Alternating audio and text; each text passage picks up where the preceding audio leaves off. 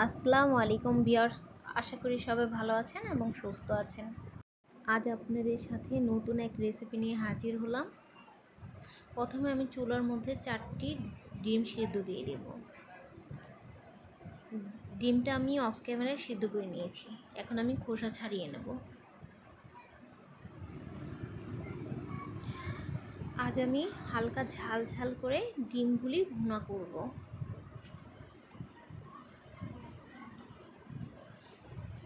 এই তো আমার খোসা ছাড়ানো হয়ে গেছে। এখন আমি পেঁয়াজ কুচি, টমেটো কেটে নিয়েছি, সাথে ডিম। এখন আমি চুলার উপরে একটি কড়াই বসিয়ে কিছুটা তেল দিয়ে দেব। তেল দিয়ে ভালো মতো গরম করে নেব। তার মধ্যে হালকা করে লবণ ছিটিয়ে দেব। এখন আমি ডিমগুলো হালকা করে ভেজে নেব।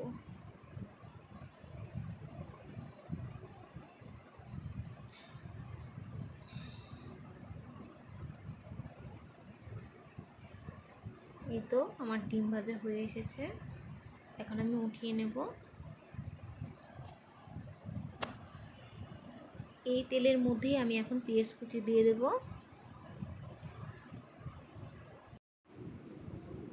পেঁয়াজগুলো আমি হালকা ব্রাউন কালার করে ভেজে নিব।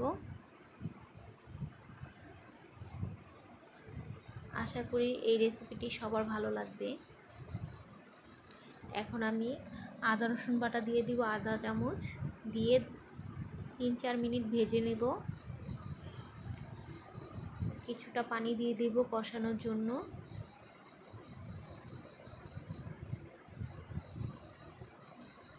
এখন লবণ দিয়ে দিব স্বাদ অনুযায়ী। মরিচের গুঁড়া দেব আধা চামচের একটু বেশি। হলুদের গুঁড়া দিব আধা চামচ।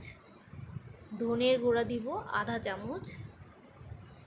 এখন ভালো মতো আমি কষিয়ে নিব।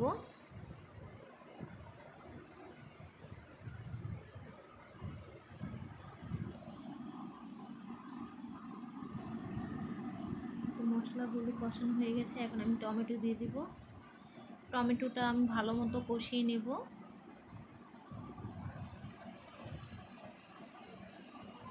এই তো আমার টমেটো কষানো হয়ে গেছে। এখন আমি ডিমগুলো দিয়ে আর একটু ভালো মতো নেড়ে চেড়ে নেব।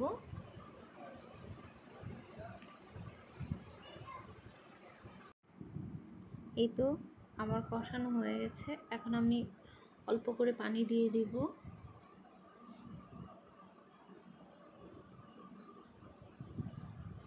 এখন ভালো করে নাড়াচাড়া দিয়ে 10 মিনিটের জন্য রেখে দেব। এখন আমি 10 মিনিট পর ভালো মতো নেড়ে চেড়ে হাফ চা চামচ জিরার গুঁড়ো দিয়ে আবার ভালো মতো নেড়ে চেড়ে নেব।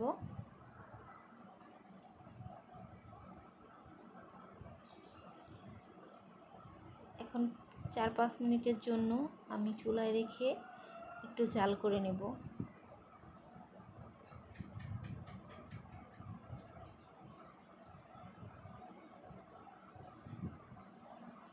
এই তো আমার ডিম ভুনা